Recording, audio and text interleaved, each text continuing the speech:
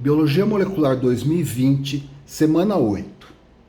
Na semana 8, veremos metagenoma, organismos geneticamente modificados, CRISPR, DNA e ética. Nós vimos anteriormente que projeto genoma corresponde ao sequenciamento completo do DNA dentro de um genoma, que corresponde às regiões gênicas e intergênicas. Projetos transcriptoma corresponde ao sequenciamento de cDNAs produzido a partir de transcritos de RNAs mensageiros, então que são purificados de diferentes tecidos, por exemplo, de uma planta, como nós vimos em aula. As tecnologias de sequenciamento de DNA, nós vimos a tecnologia inicial, que foi a de Sanger, que possibilitou o sequenciamento do genoma humano e do genoma dos organismos modelo até meados de 2005, e o sequenciamento de nova geração, ultrasequenciamento de DNA, também conhecido como NGS, New Generation Sequencing.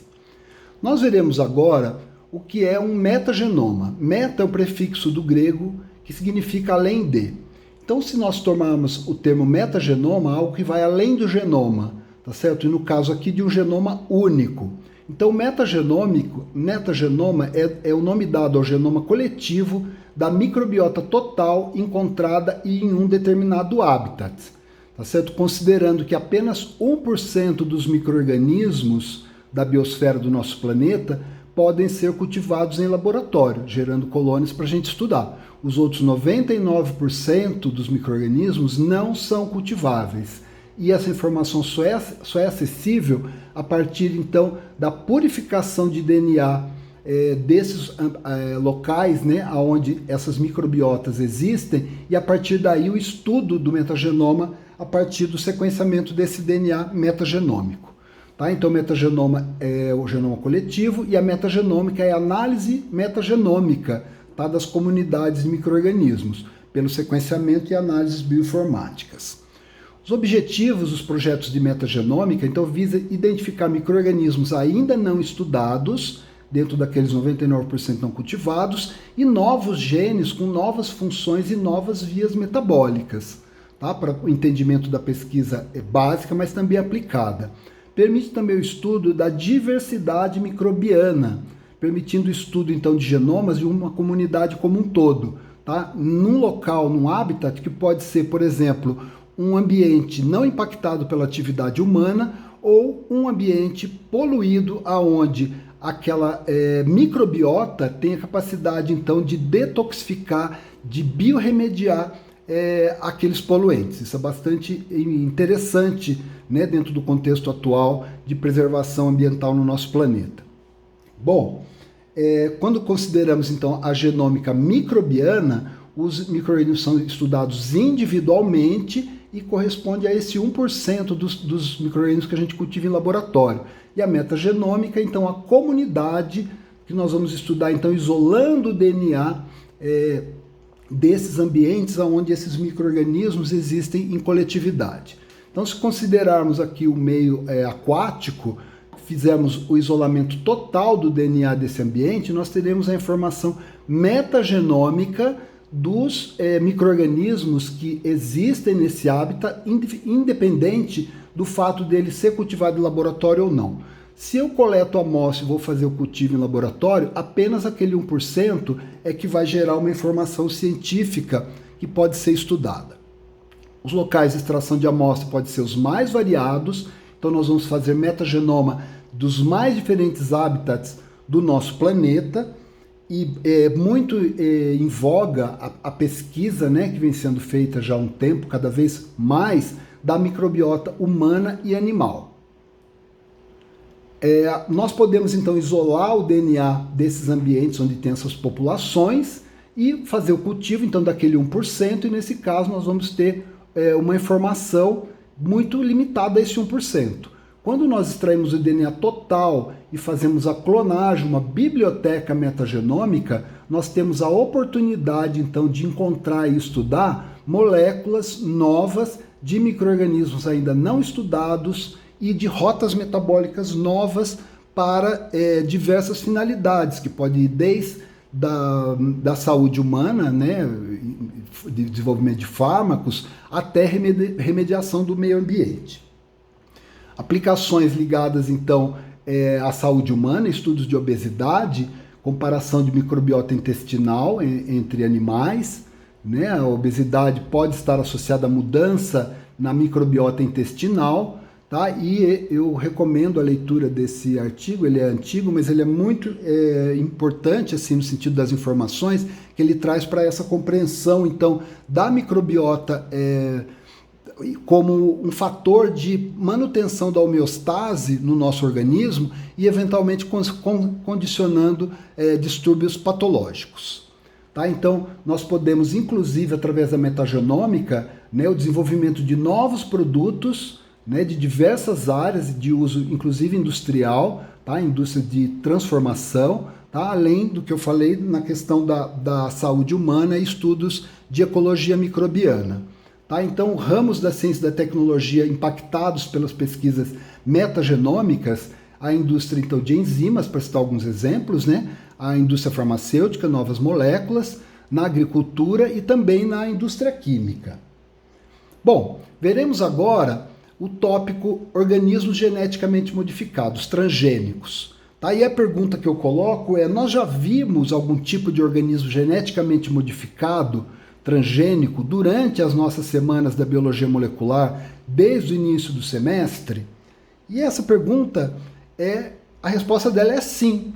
Né? Então, quando nós vimos lá, justamente na década de 70, quando se descobriu as enzimas de restrição e as enzimas de ligação, que permitiu então a produção, né, do DNA recombinante, tá certo? Que a gente vai então promover aqui a ligação num plasmídio, a transformação e a replicação numa bactéria. Essa bactéria já é um primeiro exemplo de um organismo transgênico, tá? Baseado então nas tecnologias de engenharia genética, biologia molecular, impulsionando aí a biotecnologia. Tá? Várias outras aplicações são derivadas da tecnologia do DNA recombinante. Tá? Então nós já vimos, por exemplo, produção de proteínas de interesse, né? Proteínas recombinantes. Nós já vimos na aula produção de biofármacos ou construções aqui do DNA recombinante que gerem organismos geneticamente modificados para diversas aplicações e estudos da pesquisa básica. Tá? Então aqui mostrando, né, já vimos esse slide, a gente gera o DNA recombinante, aqui nós temos a bactéria OGM que vai produzir, no caso aqui, a nossa proteína recombinante. Nós utilizamos como exemplo anteriormente a produção da insulina humana em bactéria. Né, os vetores de expressão em organismo transgênico, ele não vai mudar muito dos vetores que nós vimos para a expressão de proteína recombinante, né, que a gente viu a expressão e a purificação. Então tem que ter teoria de replicação, sítio múltiplo de clonagem, a marca de seleção antibiótico, pode ter o mecanismo de seleção, promotor, a ligação, o sítio de ligação do ribossomo no RNA mensageiro, terminador, tá certo? E uma vez que nós, primeiro, né, fazemos o design da nossa construção, que está aqui, olha, qual é o promotor que vai ser utilizado, qual é a região codificadora, a região terminadora, tá certo? Nós obtemos o nosso plasmídio recombinante, transformamos na bactéria, purificamos em quantidade aquele DNA, nós podemos fazer, então, as checagens anteriores a produzir o organismo transgênico, que seria, então, mapa de restrição para confirmar que o nosso DNA está corretamente clonado e também o sequenciamento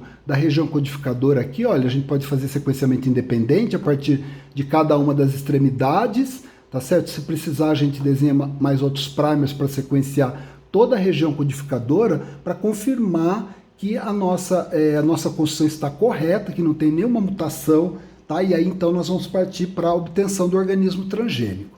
Então temos vetores, diferentes tipos de vetores, tá? Então vocês verão isso na aula de hoje, mas também na aula de terapia gênica, diferentes tipos de hospedeiro, tá certo? Então pode ser bactéria, levedura, pode ser células eucarióticas, tá? E a utilização as mais diversas, tá? Pode ser, por exemplo, aqui para clonagem, para a gente fazer um estudo de urgente sequenciamento, e também a terapia gênica, como será visto em aula proximamente.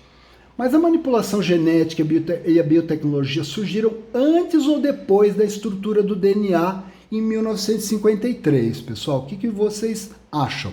Isso a gente vai discutir mais no Senado Molecular.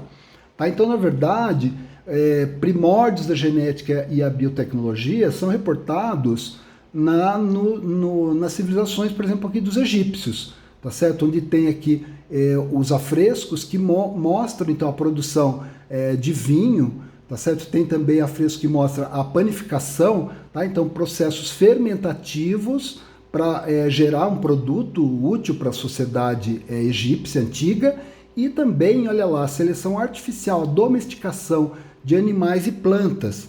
Tá? Então, a genética e a biotecnologia está a serviço da civilização humana desde os tempos remotos. Remonta lá a civilização egípcia.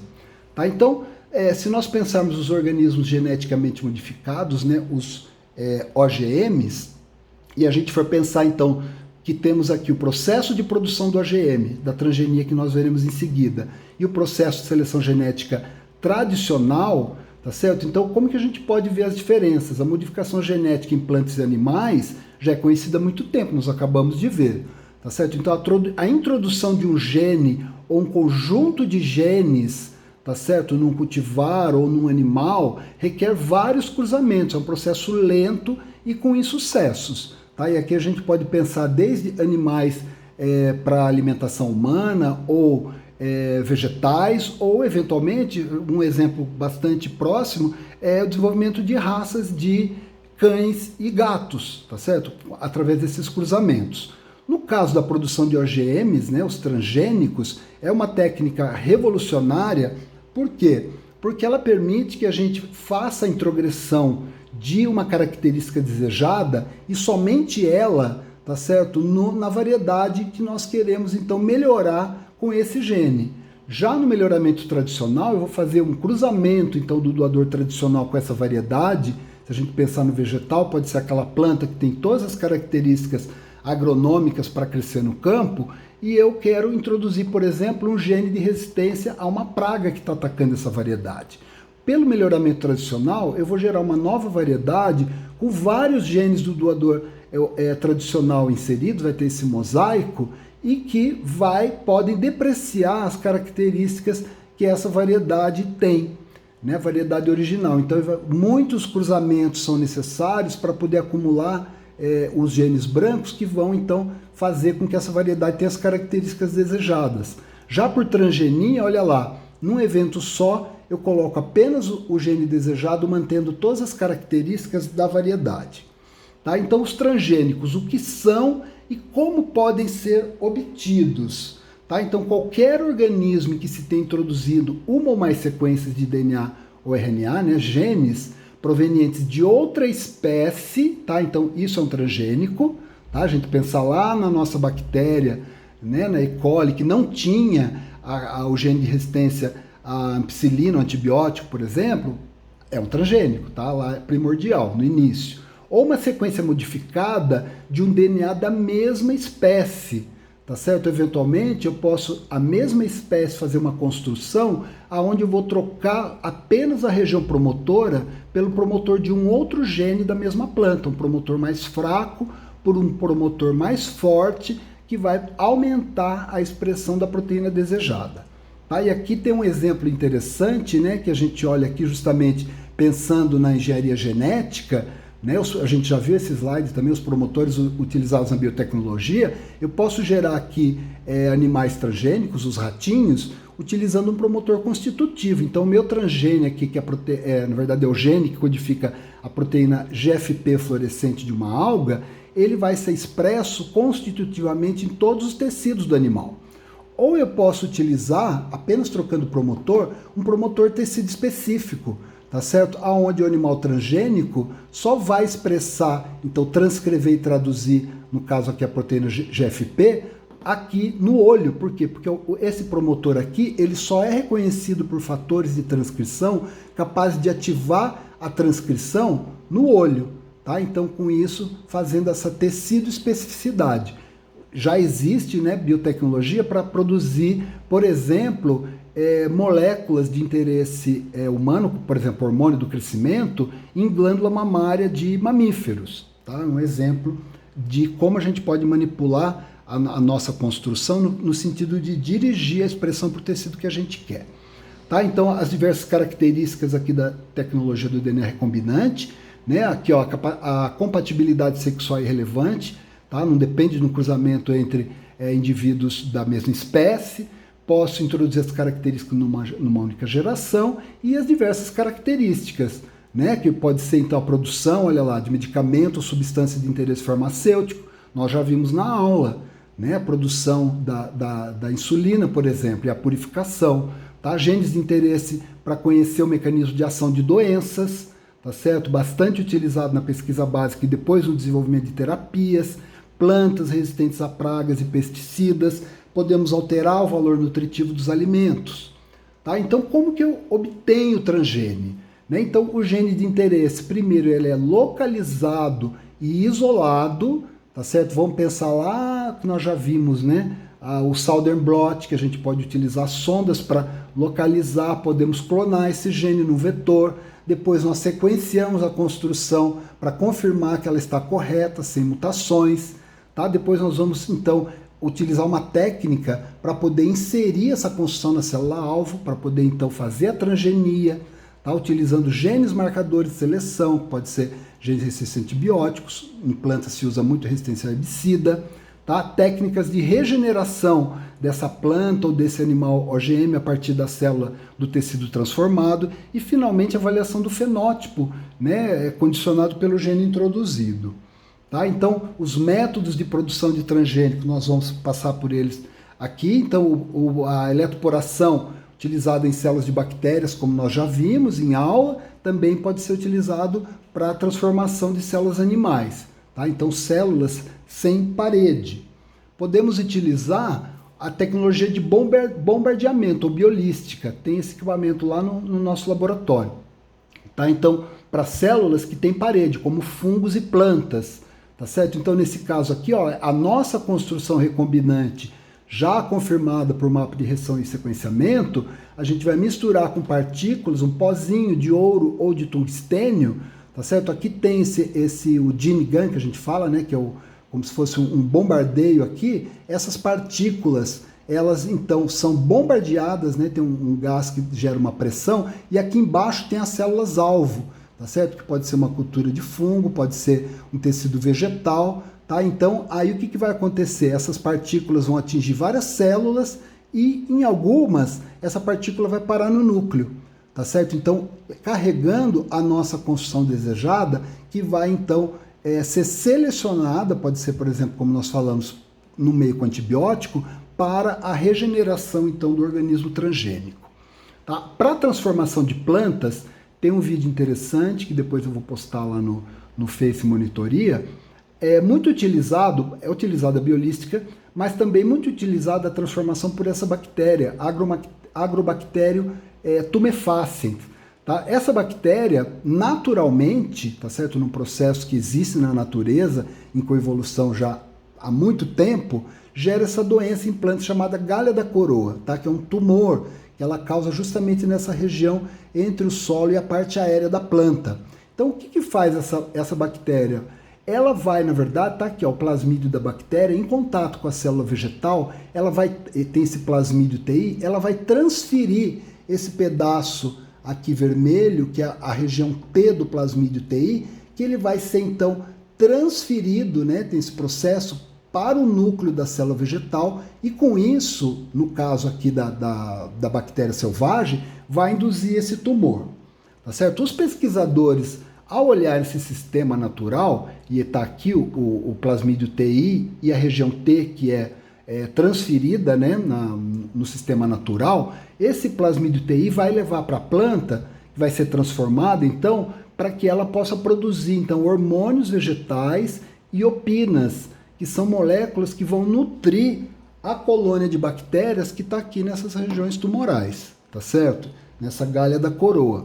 Então, o que os pesquisadores falaram? Eu tiro toda essa região aqui do plasmídio relacionada à virulência e patogenicidade dessa bactéria, e com isso eu posso clonar aqui, pessoal, a minha construção, tá? Que eu desejo, então o promotor e o gene que eu quiser transformar na planta, tá?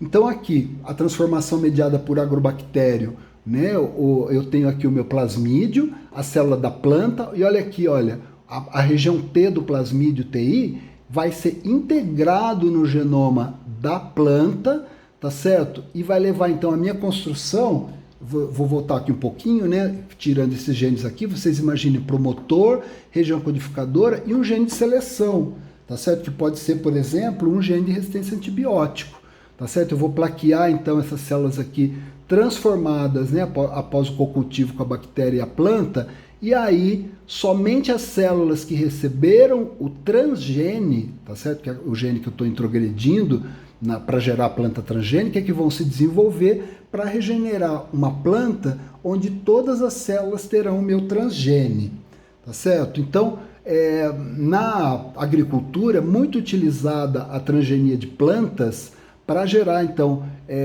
transgênicos, né, plantas transgênicas, sobretudo soja, milho, são as plantas transgênicas mais produzidas, resistente a herbicida, tá certo? Por que isso, gente? Porque no campo você planta as sementes e quando germina a semente da sua planta desejada, por exemplo, uma soja, germina muitas plantas daninhas.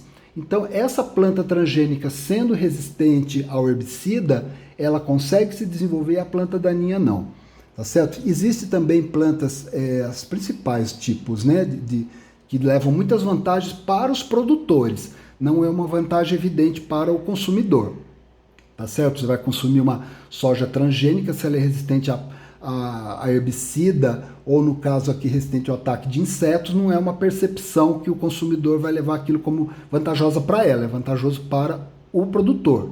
Tá? Então essas plantas, nesse caso aqui, elas vão produzir moléculas, tá? Que são então capazes de matar os insetos que iriam atacar como uma praga aquela cultura. Tá certo? Então existem vários tipos de toxinas que podem ser expressos em plantas transgênicas, favorecendo o desenvolvimento do cultivar desejado. A manipulação de plantas, para fazer as plantas transgênicas, né, em laboratório de cultura de tecidos, tá? Tem esse PDF aqui que eu chequei que está funcionando, guardem essa aula. Se vocês forem trabalhar num laboratório onde se produza plantas transgênicas, ou eventualmente num estágio ou numa empresa, voltem aqui porque tem um resumido bom aqui para lembrar tudo isso que a gente está vendo agora. No caso de animais, olha lá, uma técnica, né, bastante utilizada para gerar animais transgênicos é a de microinjeção, tá certo? Então tem aqui uma célula simples, né, de um embrião, por exemplo, de camundongo, tá? Ó, a gente olhando aqui, olha, isso aqui é no microscópio, isso aqui é uma pipeta, tá certo? Que vai imobilizar aqui essa célula única do embrião e com uma microagulha é injetada a nossa construção do DNA recombinante, tá certo? Que a gente fez, a gente já sabe fazer isso, nós confirmamos por sequenciamento, e aí uma pequena quantidade desse plasmídio recombinante é injetado lá no núcleo, e o que acontece, gente? Olha, aqui está o meu vetor com o meu transgene desejado aqui em verde, e olha que interessante, essas sequências azuis aqui, olha, elas têm, então, complementaridade de bases com a região do genoma no cromossoma onde eu quero direcionar a integração do meu transgene. Então, por um duplo crossing over, com as sequências aqui homólogas, eu tenho a integração do meu transgene no cromossomo, gerando, então, o meu animal transgênico. Nesse caso aqui, um animal que expressa o hormônio do crescimento humano. Tá? Então, aqui mais um detalhe da técnica de injeção pronuclear, tá certo? Eu não vou ler o slide, vocês podem olhar e trago a dúvida para o Senado molecular. A transformação de animais também pode ser veiculada por vetor viral, tá? E no caso aqui a gente está falando de animais laboratório, mas também pode ser a transformação de tecidos humanos para terapia gênica, que o professor Tamura vai falar na aula dele, tá? E nesse caso aqui, olha, utilizando, por exemplo, um retrovírus, o mesmo esquema lá da agrobactéria, quer dizer, retira-se os genes relacionados à patogenicidade e virulência, e aí nós colocamos a nossa construção de expressão, promotor, o gene que a gente quer expressar, gene de seleção, tá certo? E o vetor retroviral, então, vai ter a capacidade de promover a formação do nosso organismo transgênico. Então, os OGMs, se a gente puder dividir eles em 3 áreas principais, tá certo? Tem os OGMs ligados à saúde, tá? Então representando um importante papel na aplicação de possibilidades de prevenção, tratamento, tá? E cura de doenças, tá? Isso assim cada vez mais importante. Isso tem uma percepção muito positiva do público, né? No sentido de você poder tomar uma insulina de alta qualidade produzida de maneira recombinante. No setor alimentício, tá? Então beneficia sobretudo a produtividade e ainda está engatinhando a alteração no valor nutricional dos alimentos. Então, no setor alimentício, os OGMs suscitam muito mais polêmicas e questionamentos, tá certo? No sentido da escolha do consumidor, se ele quer consumir o transgênico ou não, se o alimento está rotulado ou não, se aquele alimento em monocultura está impactando o meio ambiente ou não. E também OGMs ligados ao setor do meio ambiente, tá certo? Que pode desempenhar um papel importante para melhorar as futuras gerações. Vamos imaginar, nós acabamos de falar no metagenoma que a gente pode coletar, por exemplo, uma amostra do meio ambiente poluído. E lá, naquele ambiente, isolar o metagenoma de micro-organismos capazes de crescer naqueles poluentes, ou seja, de biorremediar aquele ambiente, consumindo esses poluentes como nutriente, gerando CO2 e água. Tá? Então, se a gente encontrar os genes existentes dentro desses micro-organismos capazes de promover essa biorremediação, nós podemos desenvolver OGMs que podem, então, ajudar a diminuir os impactos ambientais. Bom, OGMs biofarmacêuticos de altíssima importância, né? Já vimos a insulina humana, né? E aqui em 88, a primeira proteína humana recombinante no leite de um animal transgênico. Eu acho que é o hormônio de crescimento humano, que antes era produzido a partir de cérebro de cadáveres, que passou a ser produzido de maneira recombinante.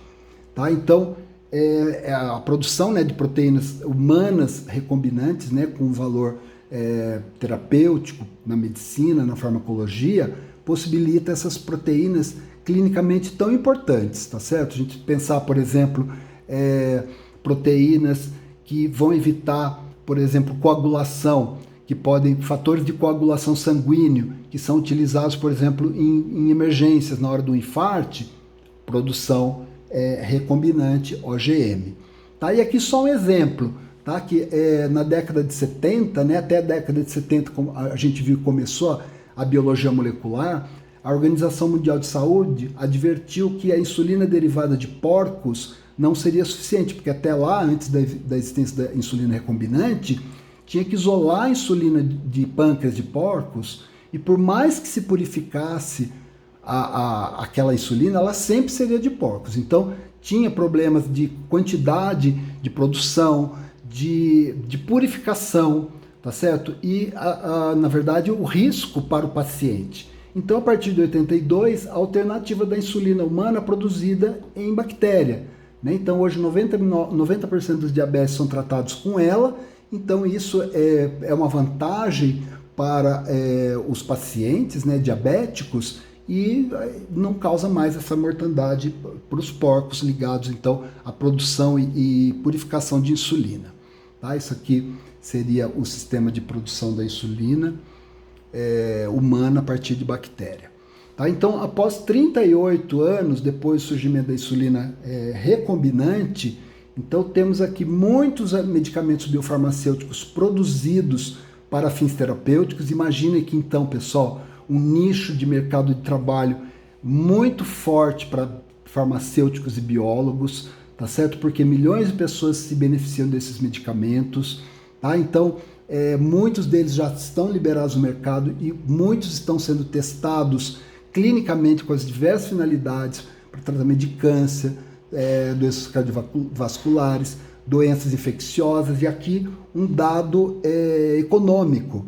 Né? Em 2015, o mercado de biofarmacêuticos, né, medicamentos biológicos, estimado em 176,9 bilhões.